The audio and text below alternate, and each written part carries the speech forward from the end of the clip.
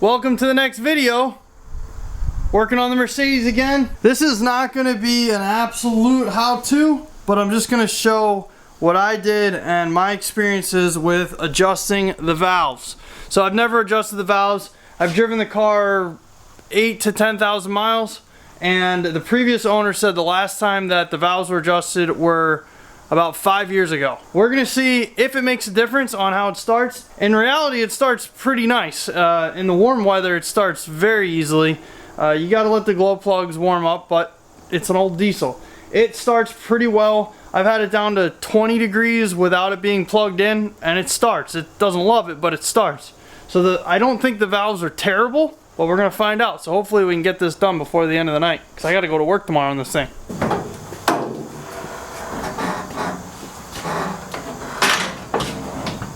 Gotta love the full extendo hood. We're gonna be diving in to that thing right there. Let's see how it goes.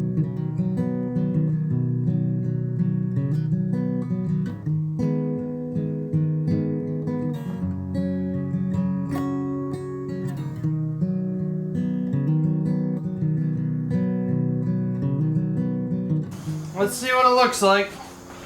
Never taken this off in this car.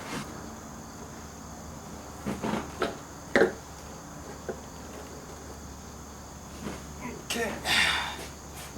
Wow, the timing chain is super tight. That's nice.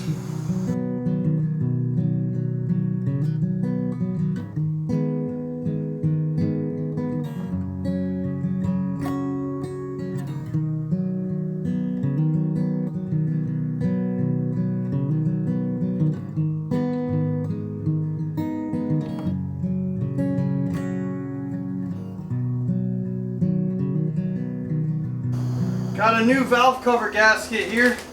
We're gonna install. It's made by L-Ring. So we're gonna pull this one off, put this new one on.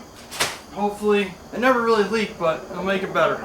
We got the valve cover back on. I torqued the valve cover bolts, or the nuts, down to 10 foot-pounds. Got the air cleaner on. Got the throttle linkage all hooked up. Everything looks good. So, moment of truth. Let's see how it works. See how it starts. Oh, that's not good.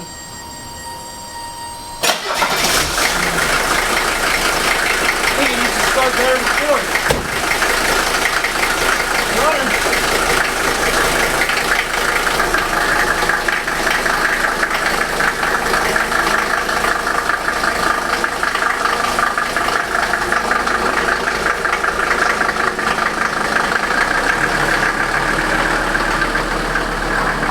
Job is complete. I'm going to show you the tools that I ended up using. Various pry bars and pliers for the throttle linkage.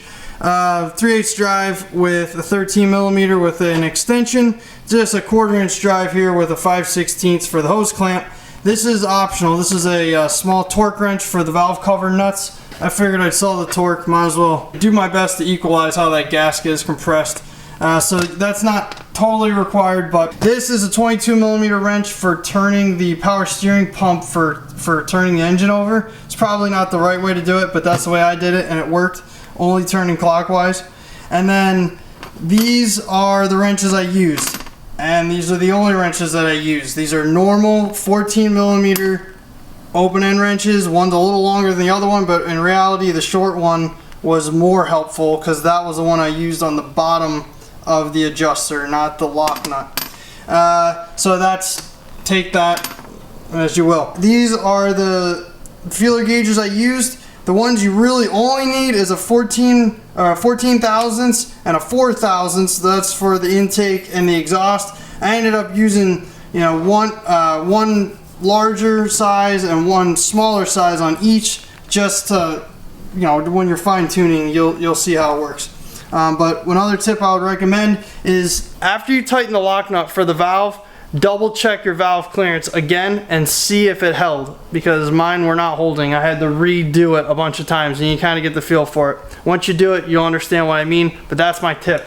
So it's not that hard. I started this job, never did it before in my life, and I started this job, it took me about 2 hours. So that's gonna end it for this video.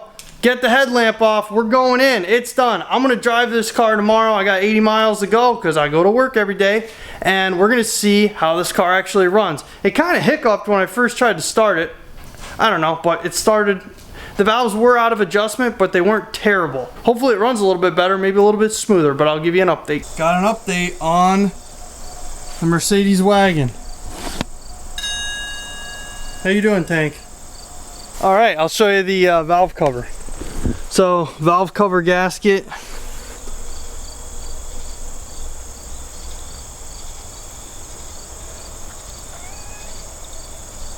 It is nice and dry in all of the areas around the valve cover. It's kind of hard to see, but you get the point. There's some residual oil there, but that was from just when I had it off. The update on the actual valve adjustment on how it runs better. It has more power. It's not downshifting as often, so I'm pulling hills better, so I know it's holding gears better, so I know it's got more power. If I had to estimate, I'd say an extra 10 horsepower or something, which with a low horsepower engine makes a difference. It doesn't start any better. I did a couple tests where it's like I did the exact same conditions, let the glow plugs warm up for a certain amount of time. As soon as the light went out, I'd start it. It starts exactly the same, which it never had a problem starting. Definitely if you leave the glow plugs to warm up for longer, it starts right up. So there's no issue. Sherman wants to get pet. Look at. What are you doing, little Sherman?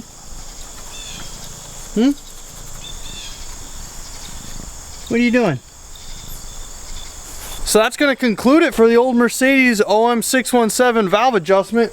This is not a how-to, this was just showing you that I did it and what I learned from doing it. There's tons of videos on YouTube on how to actually do the valve adjustment. I ended up just using the Haynes manual because I had it and I watched a couple of videos like a year ago. So I'll see you on the next video where we dive deeper into this thing. We'll probably do some more injector situation, I don't know. Stay tuned, you'll see you on the next videos.